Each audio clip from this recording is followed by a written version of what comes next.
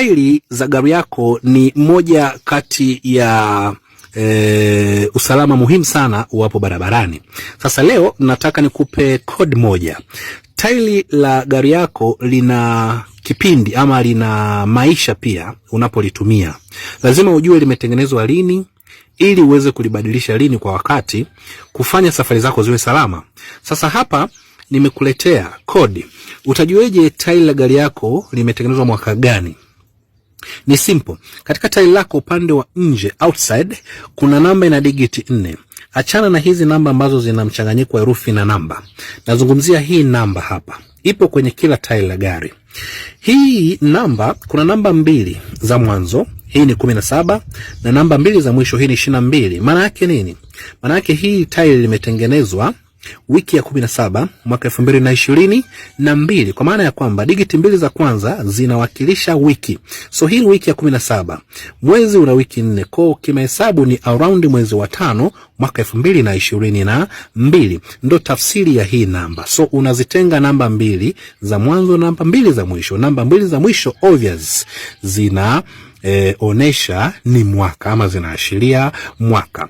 Kodi muhimu ambayo inatakiwa uijue ama kumbukumbu muhimu unayo, make sure unapoenda kununua tairi, kagua hii namba. Ina maana kwamba hizi digiti 4 inatakiwa zionekane kwenye tairi zako zote 4 unazoenda kuzinunua. Zikitofautiana unahatarisha balance ya gari yako, na kwa maana hiyo kuna tairi zitawahi kuisha ubora wake kabla ya nyingine endapo zitatofautiana. Hasa kosa lililofanyika katika hili gari njoo nikwambie.